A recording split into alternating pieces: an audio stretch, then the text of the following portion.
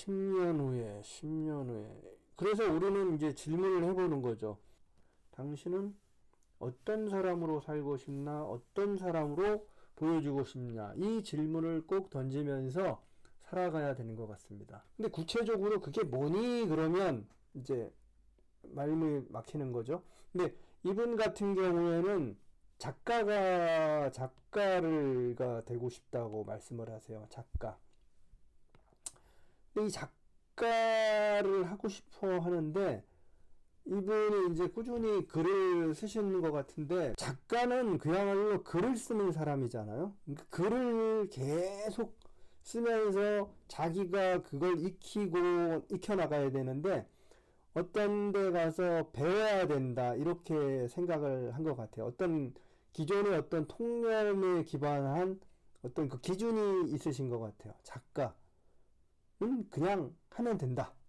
이게 포인트인 것 같아요. 안도 타다오라는 이 건축가 노출 콘크리트의 대가죠. 이분 같은 경우엔 고등학교만 졸업을 했는데 나중에는 도쿄 대학의 건축학과 교수까지 되신다고요. 굉장히 놀라운 건축가인데 이분은 건축 도면을 한 1000개 정도를 필사하듯이 왜 그 소설 공부하는 사람들이 소설을 베껴 쓰듯이 이분은 그 건축 도면을 베껴 그렸다고 그러면서 스스로 학습을 하는 그런 방식으로 자기의 어떤 전문 영역을 만들어 갔다라고 하네요. 그러니까 이 작가 글을 쓰는다라는 것도 결국에는 자기가 이 세상에 던지고 싶은 말, 무엇인가 하고 싶은 말을 계속 연습을 하면서 이러한 수련의 과정을 수련의 과정을 한 4, 5년 거치고 그게 내공이 쌓이면서 한 10년 정도 돼야 내가 어디 가서 방귀 한번 좀 낀다 이런 식으로 된다라고 저는 이 방송 내용을 들으면서 받아들였거든요. 근데 이제 이분 같은 경우에 그게 조금 어려운 게 여기서는 WPI 그 심리에서는 그걸 매뉴얼이라 그러는데 자기가 한 기준이 아니라 남들이 정해놓은 어떤 그 기준에 맞추려고 자꾸 노력을 하는 거죠. 맞추려고 하다 보니까 어떤 글은 이래야 된다. 굉장히 어떨 때는 어떤 그 기준, 글은 이래야 된다. 글은 굉장히 멋있어야 된다. 글은 나의 찌질한 모습이 아니라 굉장히 멋있는 특별한 소재 이런 걸 해야 된다라고 생각하는 것 같아요.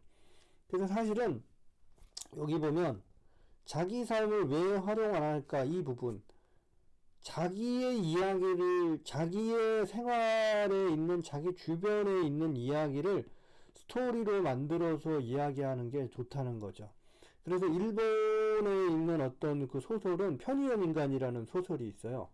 그 소설은 편의점에서 후이타로 10년인가 그렇게 일했던 그 작가가 그 편의점에서 겪었던 거를 정말 르포처럼 자기의 이야기를 소설로 이렇게 쓴 거예요. 그러니까 보면 편의점에서 일어나는 그런 에피소드들 그런 걸 했더라고요. 근데